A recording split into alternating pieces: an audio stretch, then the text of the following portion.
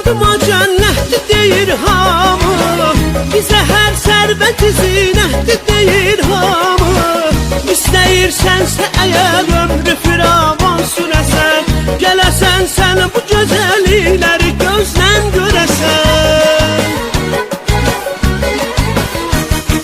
Kənd havası bunağı, dağ dərəsi bəhbə, bu dağların yamacı sıx meşəsi bəhbə.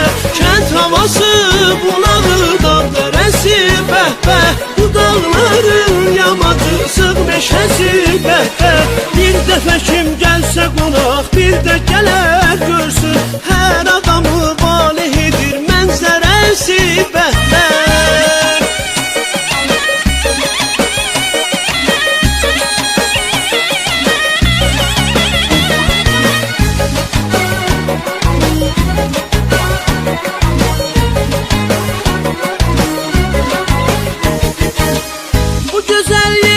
Bir gün gələsən yayda, çıxasan dağlarına, dincələsən yayda.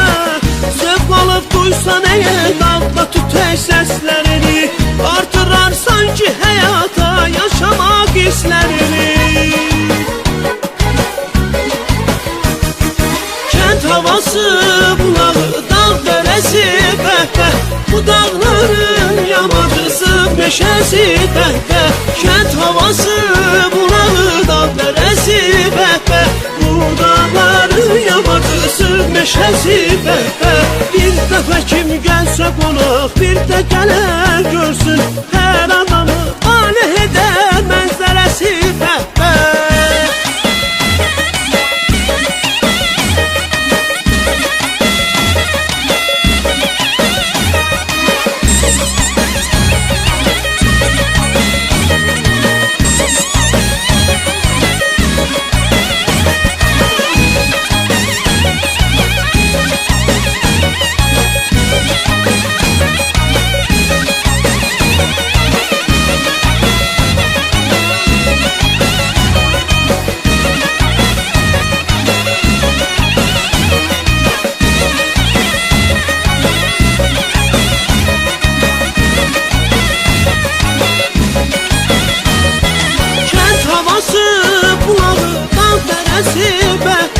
Bu dağların yamacı sıx meşəsi bəhbə.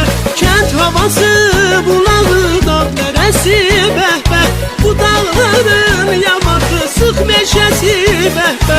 Kənd havası bulağı, dağ dərəsi bəhbə, bu dağların